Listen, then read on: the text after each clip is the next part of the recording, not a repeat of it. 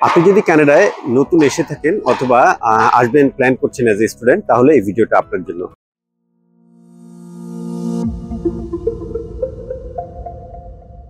Hello, আমি মোহাম্মদ কায়েসুর রহমান। আমি একজন regulated Canadian immigration consultant RCIC।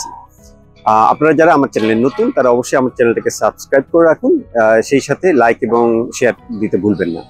Alright, যেটা বলছিলাম যে আপনি যদি কানাডায় নতুন হয়ে থাকেন অ্যাজ এ স্টুডেন্ট অথবা প্ল্যান করছেন যে আসবেন, তাহলে একটা ইস্যু আপনাকে অবশ্যই খেয়াল রাখতে হবে। সেটা হচ্ছে আপনার যেদিন ক্লাস শুরু হচ্ছে এবং আপনি যেদিন আসছেন এই সময়টার মধ্যে আপনি কিন্তু ইন্স্যুরেন্স দিয়ে কভার্ড না। ফর এক্সাম্পল, আপনার ক্লাস শুরু হচ্ছে জানুয়ারির 10 তারিখে আর আপনি কানাডা এসছেন জানুয়ারির 1 তারিখে, সেক্ষেত্রে 9 তারিখ পর্যন্ত ইন্স্যুরেন্স দিয়ে কভার্ড না। সেক্ষেত্রে আপনার করণীয় কি? করণীয় হচ্ছে আপনি চাইলে ইন্স্যুরেন্স কিনে তারপরে আসতে পারেন কানাডায়, সেটাই ওয়াইজ হবে।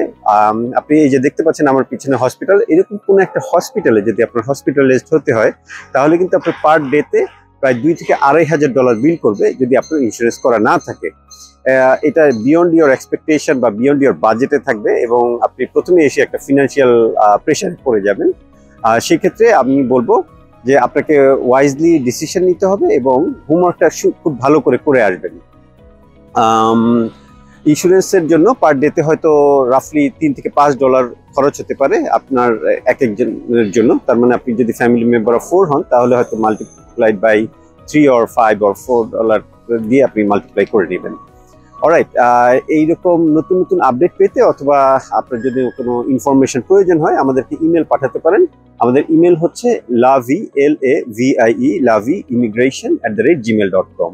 সবার জন্য রইল শুভকামনা।